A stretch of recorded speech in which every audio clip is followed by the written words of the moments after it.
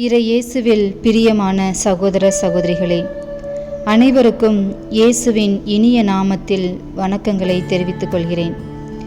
இன்றைய நாளில் நாம் சிந்தனைக்கு எடுத்துக்கொண்ட வாசகங்கள் திருத்துதர் பணிகள் அதிகாரம் 4 இறைவசனங்கள் 1 முதல் 12 மற்றும் புனித யோவான் எழுதிய நற்செய்தி அதிகாரம் 21 இறைவசனங்கள் 1 முதல் 14 வரை உள்ள வாசகங்களை தியானிக்க இருக்கிறோம்.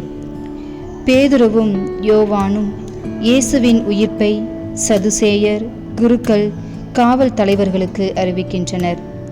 இவர்கள் இருவரும் தூய ஆவியால் ஆட்கொள்ளப்பட்டு இயேசுவின் துணையோடு நற்செய்தியை அறிவித்தனர். அதனால் அவர்களுக்கு கிடைத்த பரிசு என்னவென்றால், அவர்களை கைது செய்து காவலில் வைத்தார்கள் என்று இந்த வாசகங்கள் நமக்கு தெளிவாக விவரிக்கின்றன. கிறிஸ்துவின் உயிர்ப்பு நமக்கு ஒரு மகிழ்ச்சி.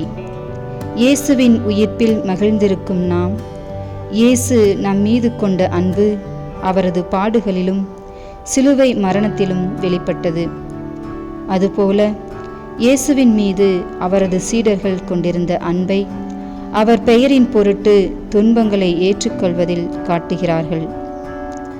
இயேசு தன் சீடர்கள் தன்னை விட்டுவிட்டு ஓடியவர்களாய் இருந்தாலும் அவர்களை விட்டு விலகாமல் மறுபடியும் தன் பணிக்கென ஏற்றுக்கொள்கிறார். நாமும் நமது வாழ்வில் கடவுளின் மன்னிப்பை உணர்ந்தவர்களாய் ஒருவர் ஒருவரை ஏற்றுக்கொண்டு மன்னிக்கவும், இயேசுவின் மீது கொண்டுள்ள அன்பினால் நமது துன்ப துயரங்களை ஏற்றுக்கொண்டு அவர் நமக்கு கொடுத்த மீட்பினை உணர்ந்தவர்களாய் பிறருக்கு நம் அன்பையும் உதவியையும் செய்து ஒவ்வொரு நாளும் கிறிஸ்துவை பிரதிபலிப்போம்.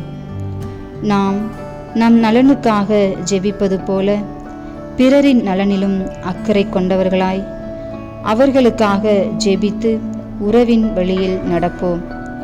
இயேசுவின் உயிர்ப்புக்கு சாட்சியாக வாழ்வோம்.